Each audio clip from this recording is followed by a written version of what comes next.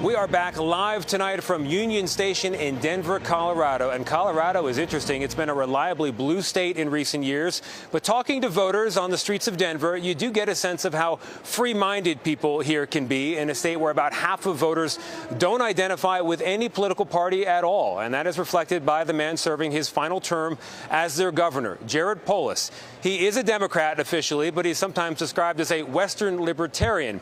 And he doesn't have to face the voters again unless, of course, he runs for president. Governor, welcome to the CBS Evening News. Tony, welcome to Denver, Union Station. We're so excited to have you here. I fit the part, right? You like the coat? You're dressed more Colorado than me. I thought I had to dress all up for this big show. Well, let's talk about you, because I'm trying to figure you out tonight. You've been described as a politically endangered species, and I think it's because people can't put you in a category. On the one hand, you're pro unpasteurized milk. You've legalized this lemonade stand for kids thing. You've legalized magic mushrooms. You've opposed vaccine mandates. Where do you fit politically? Do you think there's a lesson in your success? I think a good way to say it is pro-freedom, right? So talk about lemonade stands for kids. It means you don't need a permit for your kid to open a lemonade stand in your neighborhood, right? I'm pro-vax. Me and my family are vaxxed. I don't think the government should force you to get vaxxed. Education, absolutely. The importance of health. So pro-freedom.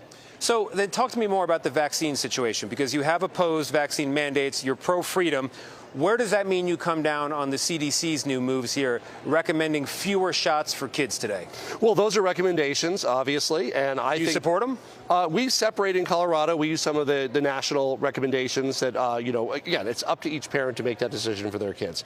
It's good to put the best possible information in front of people. In most cases, getting vaccinated is the best way to protect your health and your kids' health. Speaking of the best possible information, the Trump administration is fighting in court to withhold billions of dollars in child care funding from your state and 4 others, all tied to potential fraud. Can you bottom line it for us? Is there fraud in this state? Is it a real problem? Well, look, we welcome any way to look at fraud and defeat it. I mean, we see the federal government as a partner in that. Freezing it before they found any fraud, that's really inappropriate. So let's work together to do it. Have you found any fraud? We have one of the lower fraud rates of every state. Every state is going to have some misuse of funds. We have one of the lower ones of 50 states. So as you see it, it's a real problem, but not a big problem. No, look, every dollar of wasted taxpayer money is a real problem that we should take seriously. Let's talk about Tina Peters. She's a Mesa County clerk. She's in jail right now, 73 years old.